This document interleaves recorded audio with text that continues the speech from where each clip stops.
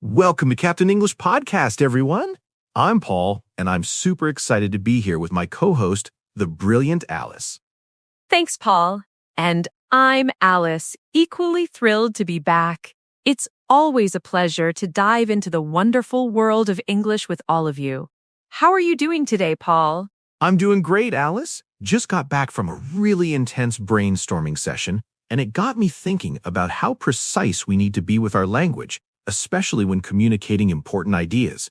You know, those tiny words that can completely change the meaning of a sentence. Oh, absolutely. It's those little prepositions and time phrases that often trip people up the most. I get so many questions about them.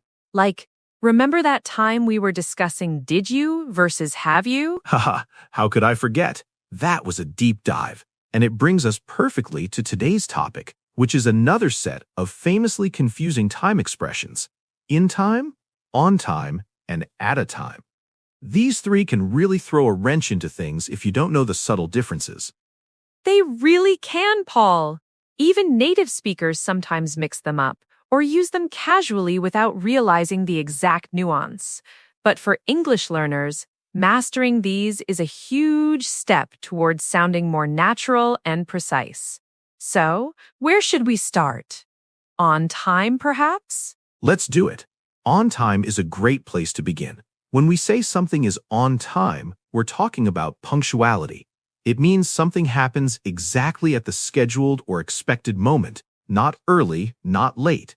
It's about adherence to a timetable or a fixed schedule. Exactly. Think about a train. If the train is scheduled to arrive at 3 p.m. and it pulls into the station right at 3 p.m., we say, the train arrived on time. It's about precision. There's usually a sense of expectation or a deadline involved. Perfect example. Or a meeting. If your meeting starts at 9 a.m. and you walk in the door right at 9 a.m., you've arrived on time. You haven't missed anything, and you haven't been waiting around for ages. It's the expected arrival. Yes, it's about meeting a specific schedule. Like, please submit your reports on time. This means, don't be late. Submit them by the deadline, not after. It conveys a strong sense of adherence to a given schedule or deadline, and often implies consequences if not met. Right. You wouldn't say, I hope the doctor is in time for my appointment. You'd say, I hope the doctor is on time for my appointment, because you expect them to stick to their schedule. It's almost a professional expectation there. Absolutely. It's about precision and reliability. If a flight is always on time, it builds trust. If a bus is never on time, it's frustrating. The on here really emphasizes being on that specific point in the timeline. Yeah, it implies that there's a specific, agreed-upon time. So, to recap, on time, it means punctual, at the exact scheduled moment, not early and not late. Got it?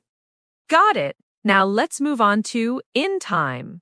This one often gets confused with on time, but has a crucial difference. When something happens in time, it means it happens early enough, with sufficient time to spare, before a deadline or a specific event. This is where the nuance really kicks in.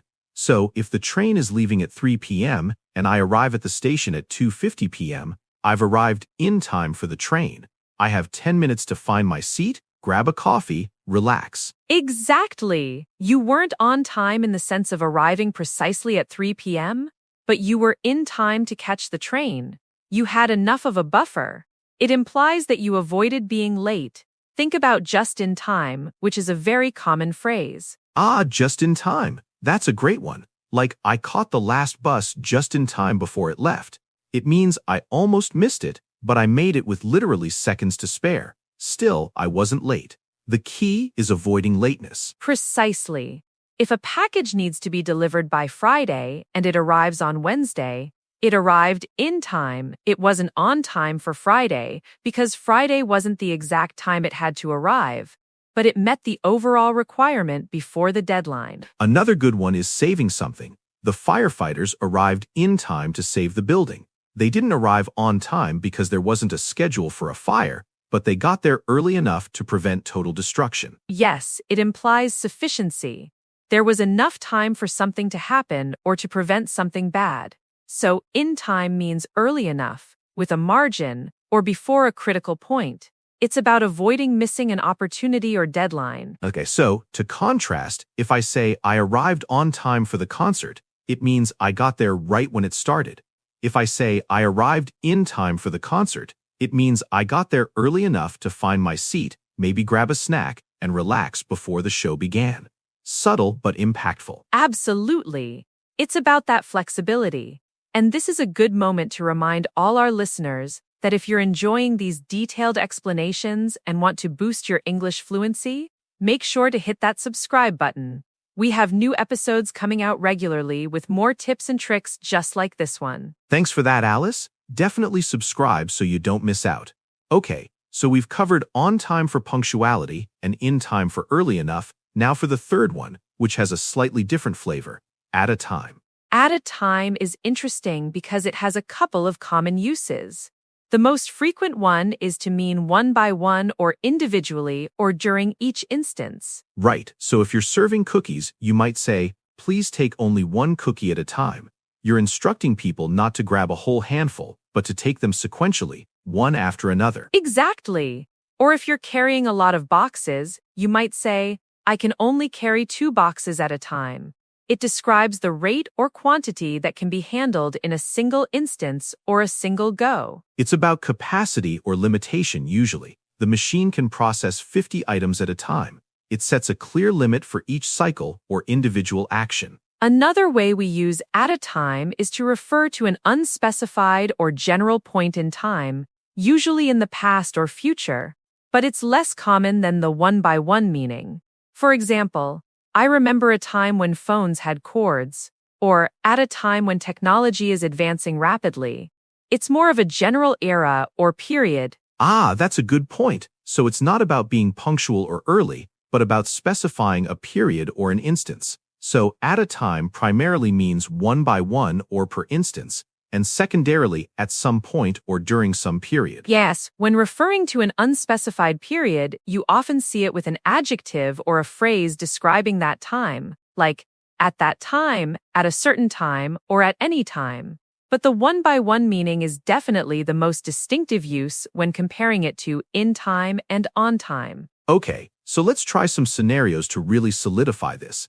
Alice, if you have an assignment due Friday afternoon, and you submit it Thursday morning, how would you describe that? I submitted it in time. I got it in before the deadline, with plenty of time to spare. Perfect. Now, what if the deadline was exactly 5 p.m. on Friday, and you hit send right at 4:59 p.m.? Then I submitted it just in time. Still in time, but barely. If I submitted it at exactly 5 p.m., I'd say I submitted it on time, meaning precisely at the deadline. Excellent distinction. That just in time really highlights the in-time concept. Okay, here's another one. If a concert venue announces that tickets will be released at 10 a.m. and you log in and buy yours right at 10 a.m., how would you describe your action? I bought my tickets on time. I was punctual for the release. Spot on. And if the website crashed right at 10 a.m. and you couldn't get through until 10:15 a.m., you probably wouldn't get tickets because you weren't on time, and by then you weren't in time either, as they'd probably be sold out. That's a painful but clear example. It shows how precise on time is. What about at a time? Let's say you're doing a puzzle with 1,000 pieces. Oh, puzzles, my nemesis. You can only place one piece at a time. You can't just throw them all on there and expect it to work. You work through them individually. Exactly. Or when you're learning a new language like English, you can't expect to master everything overnight. You learn new vocabulary words at a time, perhaps 5 new words a day.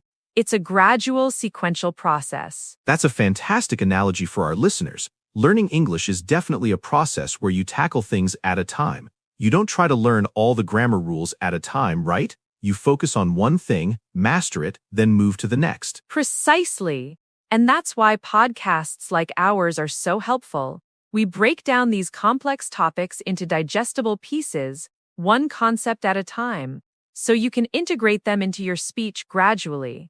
Also, it's a great reminder to subscribe so you don't miss out on these lessons. Definitely subscribe. It really helps us bring more content to you. So let's do a quick recap.